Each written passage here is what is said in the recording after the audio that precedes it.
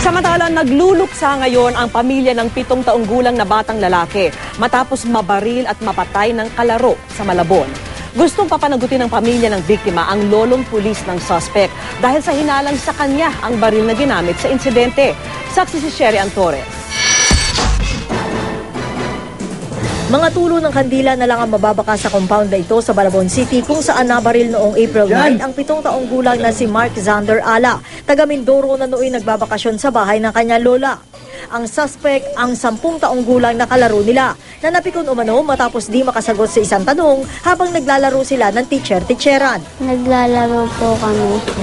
May narinig po kaming 3 na baril. Nakita, oo po. 3 putok? Hindi po. Ano? Isa lang po. Isang putok. Tapos? Nakita na lang po namin si Sandel na nakahiga na.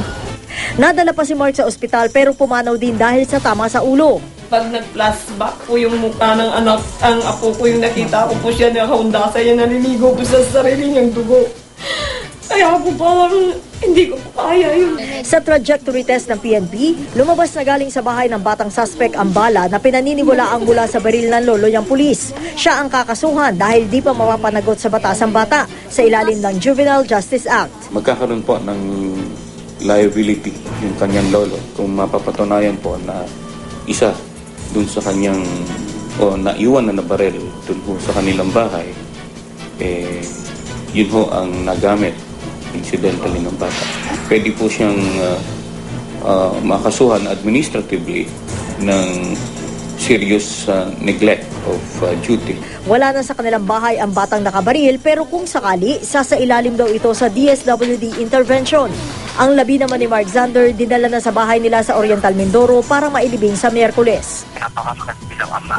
Huwag akong sisihin yung sarili ko talaga na bakit papilingan. Justice po, hinahin po mabayaan yung kaso ito. Sana parating ito, inalaban namin sa yung kaso ng ito.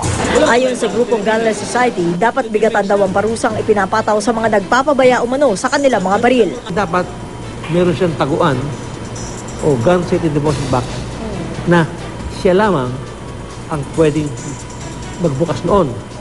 At kung wala yon at nabuksan yan, may penalty siya ng halimbawa 20 years imprisonment.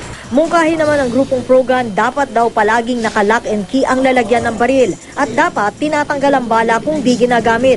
At higit daw sa lahat, kailangan binibigyan edukasyon din ng mga bata sa bahay kung para saan talaga ang baril. Marami napapanood ng mga sine, yung mga tungkol sa violence, sa gera, naglalaro ng mga Counter-Strike, di ba? Mga modern warfare, yung mga violent game. Dapat ituruan ng mga bata na hindi totoo yung laro.